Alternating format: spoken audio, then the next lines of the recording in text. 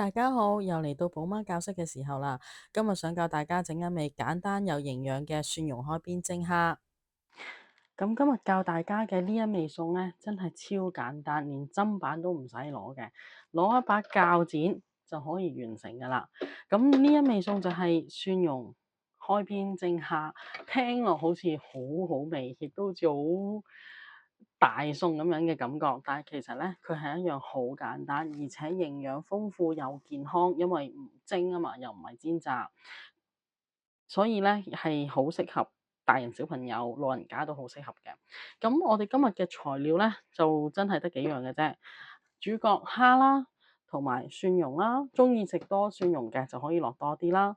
一條葱，咁其實剪啲葱花，蒸完之後擺喺面，跟住再淋熟油豉油嘅。咁就係呢幾樣嘅咋。咁咧，我平時咧，如果我讚油嘅話咧，我就中意用花生油嘅。咁因為花生油咧會香啲，有陣時蒸魚又好，蒸蝦都好。咁通常淋油咧，我都係中意用花生油，因為佢會香啲。咁相比起橄欖油嗰啲係健康嘅，咁但係佢就用嚟可能撈沙律會比較適合。咁但係花生油咧，佢就有一種獨特嘅香味。咁我哋用嚟讚熟油豉油嘅時候咧，咁我就比較偏向中意用花生油咯。咁堅果類嘅油亦都健康啦，所以我都覺得幾好嘅，喺呢邊都買得到。普通西超咧，我哋都已經買得到噶啦呢啲。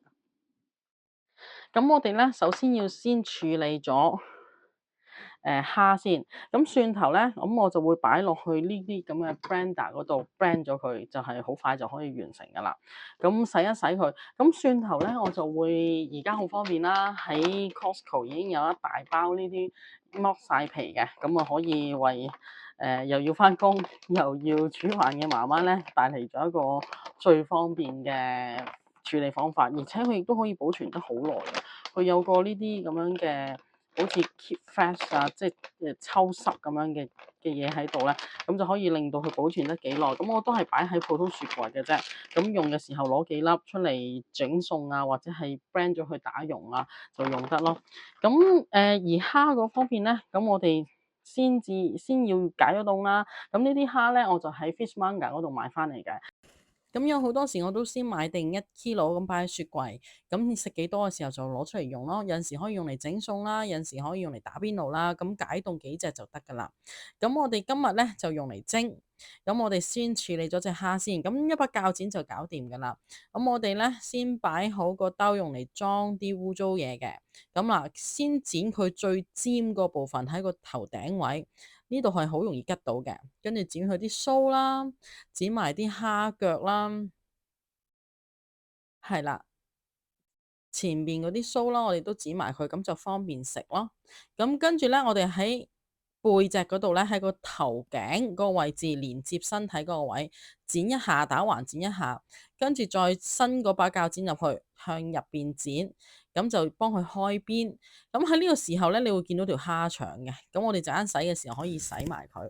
如果而家有你見到成條嘅，咁你都可以掹埋佢出嚟咯。咁基本上咧就開咗邊噶啦。咁開咗邊之後，我哋就擺埋一邊，陣間再洗。咁如此類推，我哋繼續剪。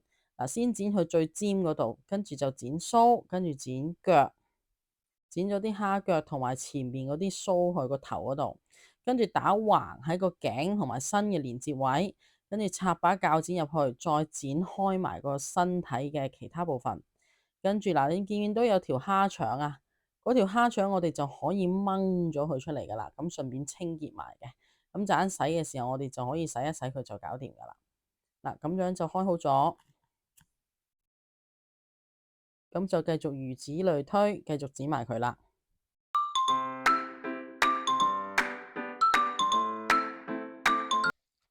好啦，咁我哋咧剪好晒之後咧，我哋就洗乾淨佢，每一隻洗乾淨，因為咧剪嘅時候可能會留咗啲鬚啊，留咗啲殼啊，同埋嗰啲蝦腸咧，我哋就逐隻逐隻洗翻乾淨佢啦。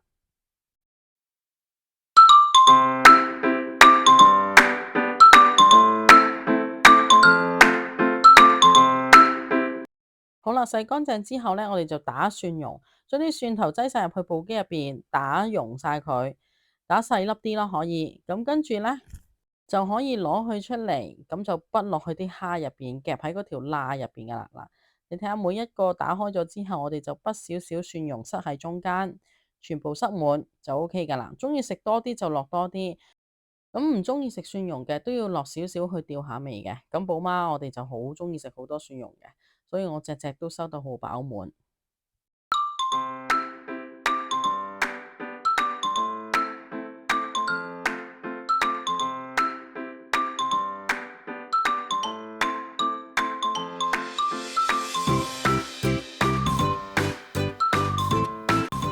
咁跟住我哋可以攞條葱出嚟，洗一洗乾淨佢，就切埋個葱粒。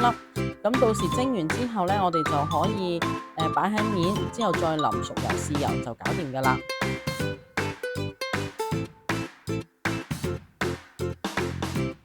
好啦，咁我哋整好晒呢一碟蝦之後，水煲滾，水要大滾嘅，大滾咗之後呢，咁我哋就開始蒸佢啦。咁基本上呢，每次呢水滾之後蒸7至8分鐘呢，咁就好足夠噶啦。咁記得要水滾啦，蒸架，咁呢就擠落去蒸。